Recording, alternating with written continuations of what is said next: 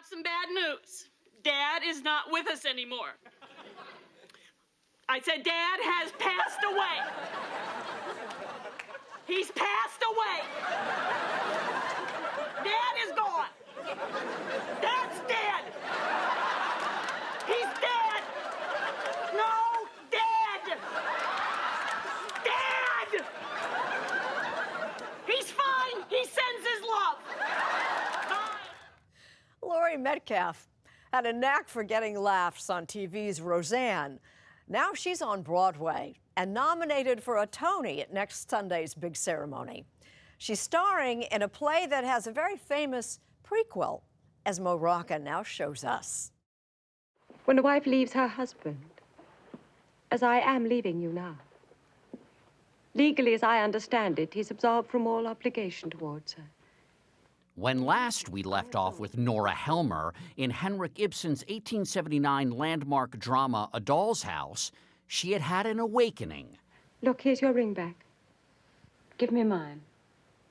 As seen in this film adaptation, she was no longer content playing wife and mother. Goodbye, Torvald. She needed to find out who she was, and so she walked out that door, leaving her husband and her young children. But her story didn't end there. Nora is back. In A Doll's House, Part 2. Yes, there's a sequel. Oh, Nora. Hello, Anne-Marie. Set 15 years later, but written almost 140 years after the original. It's good to see you. Where did you get the idea to do a sequel to A Doll's House? It started with the title. I wrote the title on a piece of paper and it made me laugh. Lucas Hnath wrote Part 2, currently playing on Broadway. I kept on telling people, well, someday I'm going to write a sequel to A Doll's House, just because it sounds audacious to do that. And it was called A Doll's House Part 2, and I was, Part 2? I don't know what this writer is imagining, that he has the nerve to call his play a Part 2. Just so you know, there have been other men, several after you. I've had lovers. I've had a life. Laurie Metcalf plays Nora. But I thought, but it's probably got some guts to it, but the fact that he chose to title it that way.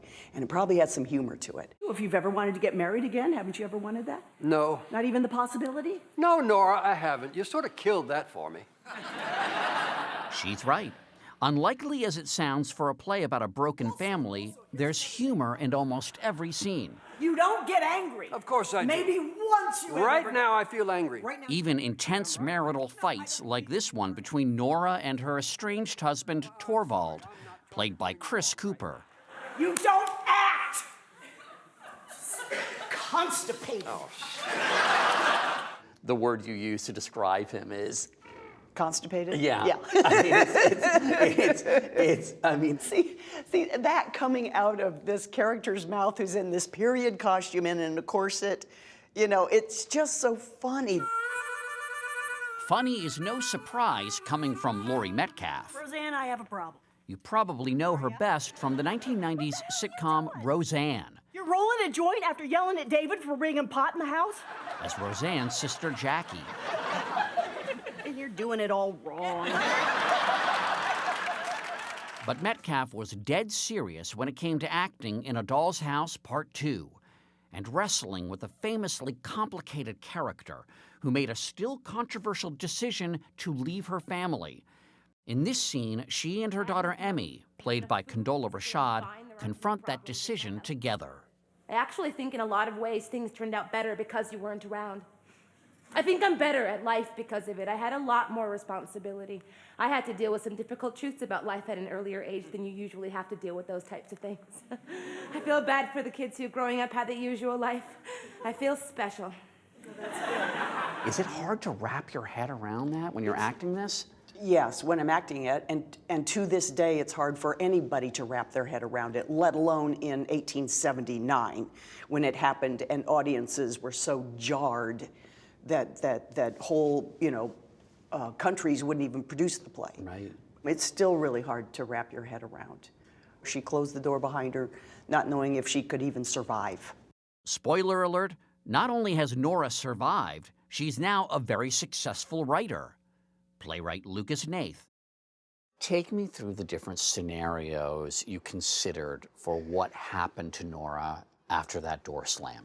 Overwhelmingly, people thought she either died, went to work in a factory and died, became a prostitute and died. It just dismal ends for her. Once I started hearing from people what they expected, all I knew is I had to do the opposite of that. I had to, she needed to walk in the door and she needed to be doing absolutely great. To honor original playwright Henrik Ibsen's Norwegian heritage, I met the full cast, all of them Tony Award nominees for the new play, at a Nordic restaurant in New York City. Oh my goodness. And we gabbed over gravlax. Has working on this play enlightened you about what makes a marriage work, what makes a marriage not work? For Oscar winner Chris Cooper, the secret to his marriage was an early litmus test back when he was a struggling actor. In New York, I was a carpenter, had a toolbox on wheels, and a big job I had in New York. My wife helped me take 4x8 sheets of sheetrock up 8 flights of steps, and that was the night that I said, she's my girl. Yeah. That's a good definition for what makes a marriage work. She'll help me with the sheetrock. You bet. You left. You left me. But making a marriage work was not Nora's top priority in 1879. And when she returns 15 years later, she isn't exactly greeted warmly. And when I think back on what happened, I think to myself that I have one big regret. I wish I left you.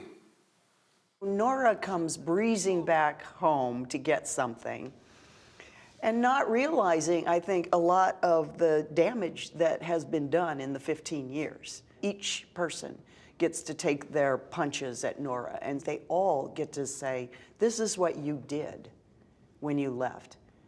After all the problems I've already fixed for you. Even the nanny, played by Tony winner Jayne Houdyshell, takes her whacks. You, Nora! You! You have zero gratitude. I raised your kids. You should be coming in here. First words out of your mouth should have been, thank you, Anne-Marie. Thank you for abandoning your own life and your own child and raising mine so I can go off and do my little thing. It's one of those arguments that really pushes back against Nora's having made the decision to leave her children. If you'd like to talk about that. And for Lucas Hnath, okay, let's talk about that. That sort of heated confrontation is essential, on stage and off.